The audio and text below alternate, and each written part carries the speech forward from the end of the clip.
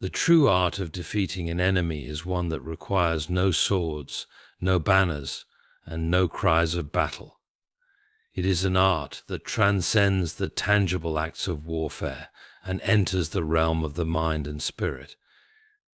Victory can, in fact, be achieved without striking a single blow, and today we explore this notion not through the lens of combat, but through the pursuit of wisdom and understanding.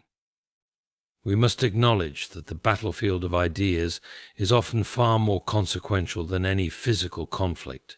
The minds of men, their beliefs, and their ideologies are the true territories worth winning.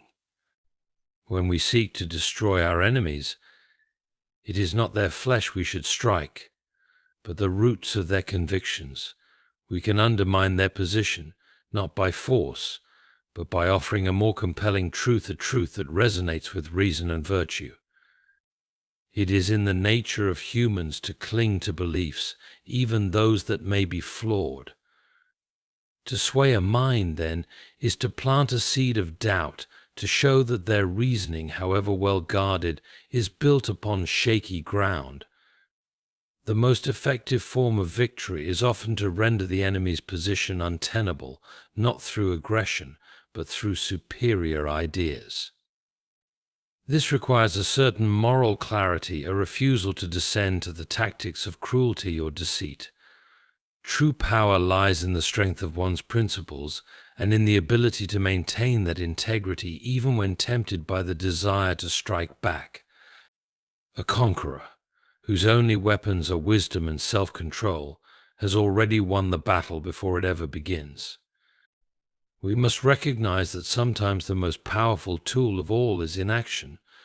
When we refuse to be drawn into the fray, when we resist the provocation, we force our adversary to reveal their own vulnerabilities. Without our response, their aggression becomes a reflection of their own instability. In this silence they expose themselves. Subtlety of influence is an often overlooked yet immensely powerful strategy in the art of overcoming adversaries. In many situations, it is not through direct confrontation that one achieves victory, but through the quieter, more insidious process of influencing an enemy's thoughts, beliefs, and decisions. This form of warfare is not about brute force, but about shaping the very environment in which your adversary operates, creating conditions that undermine their position without them even realizing it. To succeed in this, one must understand that most conflicts are not won through overpowering strength, but by shifting the very foundations upon which the enemy stands. At the heart of this strategy is the notion that our ideas, once embedded in the minds of others, can act as an invisible force that compels change. It begins with the careful introduction of doubt, sowing seeds in the soil of certainty. By subtly challenging an enemy's assumptions, one can cause them to question their own premises without ever confronting them head-on. This doesn't require direct aggression or accusation, rather, it demands the introduction of alternate perspectives, presented in such a way that the enemy must grapple with them, even if they are not immediately willing to accept them. It is the art of presenting an idea so compelling that it forces the enemy to reconsider their own. For instance, when dealing with an adversary who holds a rigid set of beliefs, it is rarely effective to engage in an all-out confrontation, shouting that their ideas are wrong.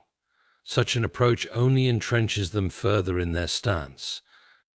Instead, one must look for moments of vulnerability, times when their beliefs might be questioned, not by force but by suggestion. This could take the form of presenting them with a seemingly innocuous example or offering a slight counterpoint that, over time, erodes the strength of their position. The influence here is not in the loud and dramatic, but in the soft and persistent. The slow accumulation of small doubts can eventually lead to a profound shift in perspective. Subtlety of influence also requires the skill to make an adversary believe they have come to their own conclusions. Rather than imposing an external viewpoint, The most effective strategies work by creating an environment where the enemy feels empowered to change their mind on their own terms. People are far more likely to abandon their positions when they believe they arrived at a conclusion independently. This is the crux of subtle influence, providing the space for an individual to entertain new ideas while making them feel as though these ideas are their own. The manipulation of thought does not involve force or even persuasion in the traditional sense, but involves creating a cognitive space where change can happen organically. The power of subtle influence lies in its ability to remain undetected. The most skilled manipulators of thought and perception are those who operate under the radar, invisible to their opponents until it is far too late. In this sense, the strategist who employs subtlety operates much like a skilled chess player, positioning their pieces in ways that gradually lead to victory, all while the opponent remains unaware of the threat. This level of influence is not overt, it is slow and steady, requiring patience and careful planning. A single, well-placed idea, repeated enough times and in enough ways, can ultimately cause an adversary to reevaluate their position without ever realizing that the shift was not a result of their own decision-making, but rather the product of a subtle campaign of influence. Subtle influence is often far more durable than direct confrontation. When one defeats an enemy by overpowering them in battle, the victory is usually temporary. The defeated will regroup, rebuild, and seek revenge. But when you influence an enemy through subtlety, when you alter their thinking, you change the very nature of the conflict. Once an enemy has been influenced to question their own position, that shift is much harder to reverse. It is like a tree that, once uprooted, cannot be replanted in its original soil without significant effort. Subtlety causes an internal transformation, rendering the enemy's former beliefs untenable or irrelevant in their new context. This process also applies not only to ideological enemies but to personal conflicts as well. For example, in situations where emotions run high, say, between friends, family, or even colleagues, the battle often lies not in proving who is right or wrong, but in managing perceptions and relationships. By subtly shifting the way others view a situation, one can alter the course of the conflict without ever having to engage in a direct confrontation. It is about guiding others to the realization that their view of the world may not be as absolute as they once thought. The ultimate victory is achieved when your adversary becomes their own agent of change. In every interaction, there is a hidden battle for influence. The one who controls the narrative, who shapes the thoughts and beliefs of others, controls the outcome of the conflict. Whether through a simple suggestion, a well-timed story, or the careful presentation of facts, subtle influence allows one to dismantle an enemy without ever engaging in open warfare. It is a strategy that relies on intellect, patience, and understanding of human nature, recognizing that the greatest power lies in shaping the invisible forces that guide people's actions and beliefs. Intellectual combat is a concept that extends beyond the physical confrontation of adversaries, focusing instead on the battle of ideas, where the strongest and most compelling thoughts emerge victorious. It operates on the premise that the minds of individuals can be influenced, shaped, and ultimately won through the power of reason and logic. Engaging in intellectual combat is not about defeating others with brute force or aggression, but rather about presenting arguments, facts, and ideas that dismantle the foundation of an enemy's beliefs, thereby leading them to reconsider and, in some cases, abandon their position. In this realm, victory is not defined by external conquests, but by the triumph of reason, critical thinking, and intellectual honesty. The first key element of intellectual combat is the recognition that ideas are the true weapons in this type of warfare. Ideas shape our worldview, influence our decisions, and ultimately determine our behavior. By mastering the art of intellectual combat, One learns to engage not in physical confrontation, but in a battle for the control of thought itself. An idea, once firmly rooted in the mind of an individual, can hold considerable power, dictating their actions and attitudes. To win this battle, one must present an idea that is more persuasive, more logical, and ultimately more compelling than the one held by the adversary. The power of a well-constructed argument, backed by evidence and sound reasoning, can disrupt even the most entrenched beliefs. In intellectual combat, the strength of an argument is paramount. It is not enough to simply challenge an opponent's views. One must offer an alternative that is not only logically sound but also appealing. The art lies in presenting facts, evidence, and reasoning in such a way that the enemy is forced to confront the inherent weaknesses in their own position. This requires a deep understanding of both the subject at hand and the mental framework of the opponent. A skilled practitioner of intellectual combat can find the gaps in an adversary's argument, the inconsistencies in their reasoning, and the contradictions in their beliefs. By highlighting these weaknesses, one can create a situation where the enemy's position begins to crumble, not due to external pressure, but because of the internal contradictions that exist within their own arguments. In this battle of ideas, it is also essential to maintain intellectual humility. Intellectual combat is not about overwhelming the opponent with sheer force of personality or rhetorical flourish. It is about convincing them through reason and evidence. The most effective combatants in this realm understand that they are not infallible and that their own ideas and positions must be open to scrutiny. By demonstrating an openness to dialogue and debate, the combatant signals that they are not seeking to crush their opponent, but rather to engage in a genuine exchange of ideas. This approach not only enhances the strength of one's argument, but also establishes credibility and trust with the opponent. When individuals sense that they are being respected and that their views are being taken seriously, they are more likely to consider the alternative perspectives being presented to them. Another crucial aspect of intellectual combat is the ability to anticipate and counter the opponent's arguments.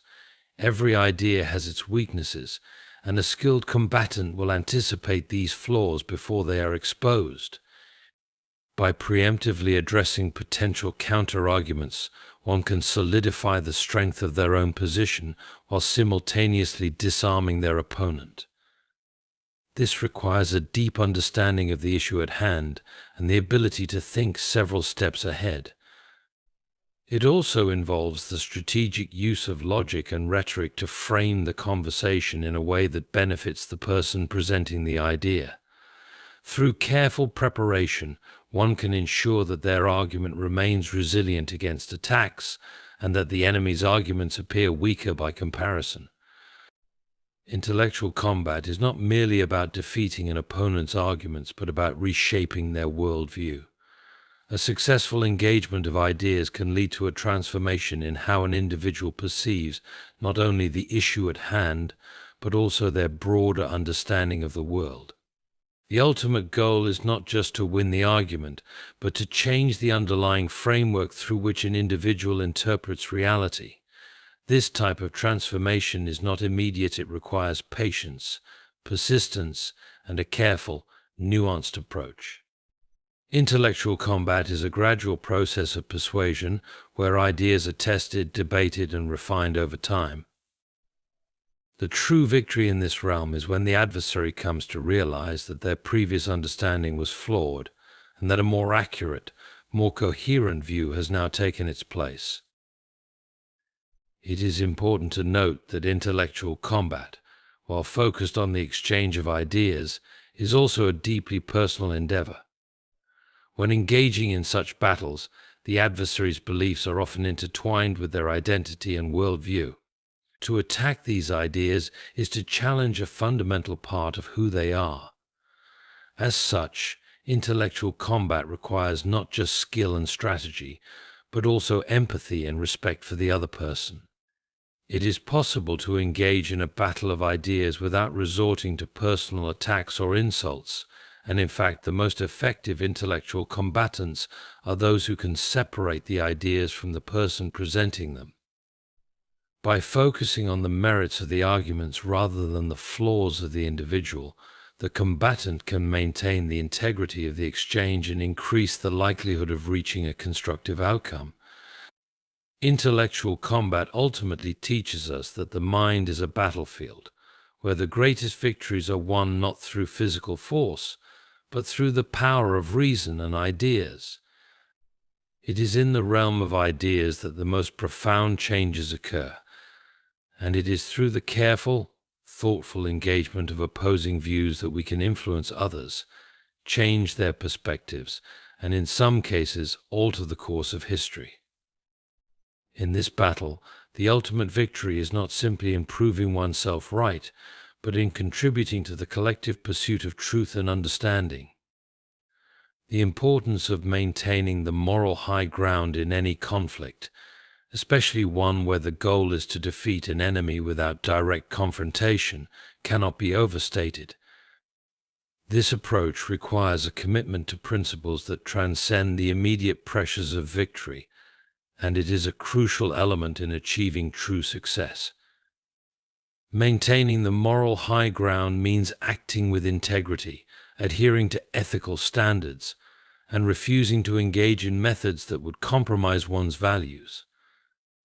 It is not about being passive or allowing an adversary to exploit your sense of justice. Rather, it is about ensuring that, in the pursuit of victory, your actions are always in line with the higher ideals of fairness, respect, and wisdom.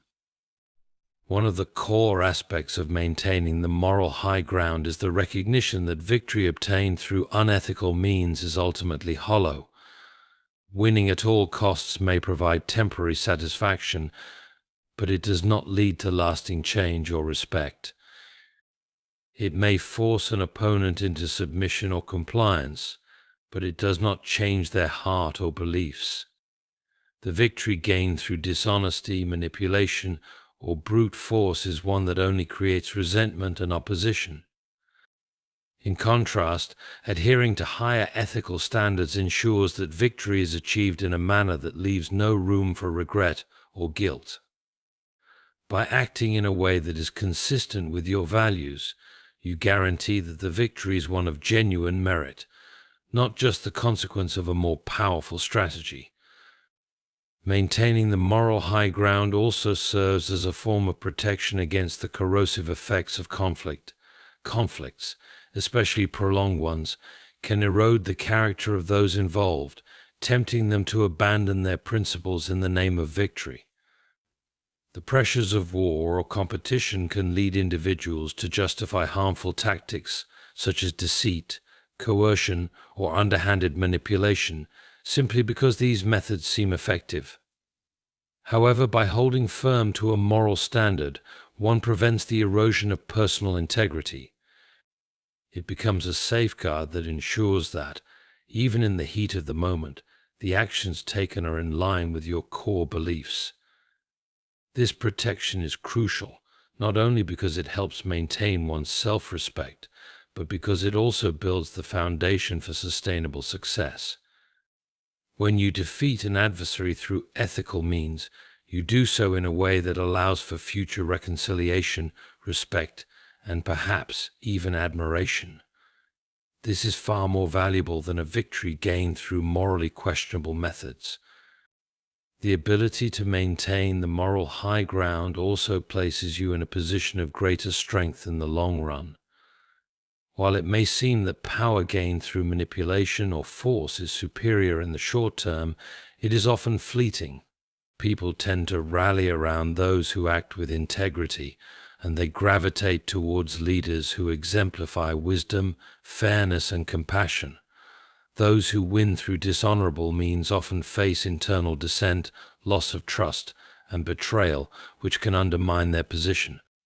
In contrast, those who maintain the moral high ground, even when it seems difficult or costly, build a foundation of trust and loyalty that strengthens their position in ways that sheer power cannot. The respect earned from acting with honor and dignity gives one an influence that is not easily toppled by external forces. Maintaining the moral high ground creates a deeper sense of purpose and meaning in the pursuit of victory. It shifts the focus away from merely winning and places it on the values and ideals that are worth fighting for. When an individual chooses to maintain ethical standards, they are not simply fighting against an enemy, they are upholding a cause that is aligned with higher principles. This sense of purpose is a source of internal strength that fuels persistence, even in the face of adversity. It provides clarity in difficult moments and ensures that one's actions remain consistent, regardless of external pressures. This moral clarity is crucial in guiding decisions, especially when those decisions require difficult trade-offs or when confronted with the temptation to compromise on principles for the sake of expediency. The moral high ground provides a broader perspective on conflict. It invites individuals to consider the larger context in which they are acting, beyond the immediate goals of defeating an enemy. The true purpose of any conflict, especially one fought without direct confrontation, is not just to vanquish an opponent, but to bring about a positive change. When you hold on to moral principles, you are not merely defeating an enemy, but you are doing so in a way that encourages growth, reflection, and ideally reconciliation. Even when victory seems imminent, the moral high ground challenges one to reflect on the consequences of the victory and whether it will ultimately lead to the betterment of society, relationships, or the self. Holding onto the moral high ground also has a profound impact on one's ability to inspire others. In times of conflict, individuals often look to their leaders for guidance and strength. Leaders who maintain ethical standards, who refuse to resort to dishonorable tactics, set an example that resonates with others. Their integrity and commitment to doing what is right, even when faced with temptation or difficulty, inspire those around them to do the same. This influence is far more powerful than any temporary advantage gained through manipulation or deceit. It fosters a sense of unity, trust, and shared purpose among those who follow. It is crucial to recognize that the moral high ground is not a passive stance but an active choice. It requires constant vigilance and self-awareness. One must be prepared to make difficult decisions that may not always align with short-term goals or desires. This requires the strength to say no to methods that might seem effective but are ultimately damaging. It demands the courage to stand firm in one's beliefs, even when others may criticize or challenge that stance. However, it is precisely through this commitment to doing what is right that individuals are able to achieve not just victory, but a victory that is both meaningful and enduring. Psychological warfare is one of the most potent tools in achieving victory without the need for physical confrontation. It operates on the premise that the mind is the true battlefield, and once you understand how to manipulate perceptions, beliefs, and emotions, you can render an opponent defenseless without ever raising a weapon. The power of psychological warfare lies in its subtlety and its ability to affect an enemy's decisions and actions by targeting their psychological vulnerabilities. It is about changing how an enemy thinks, feels, and perceives the world, often without them even being aware of the manipulation. The first key to effective psychological warfare is understanding the nature of perception. People make decisions based on how they perceive reality, not necessarily on objective facts. This means that if you can control or influence how an adversary perceives a situation, you can influence their behavior and decisions. Perception is often shaped by emotions, biases, and past experiences, and these factors are not always rational. By understanding what drives these perceptions, you can plant ideas, suggest doubts, or create fears that alter the way the enemy interprets events. It might involve exaggerating their weaknesses, highlighting their fears, or subtly undermining their confidence. This is not done by direct confrontation or argument, but by carefully orchestrated events, confident in their own understanding of the situation. Psychological warfare can exploit the enemy's insecurities, fears, and self-doubts. Every individual or group has weaknesses, emotional triggers, and points of vulnerability.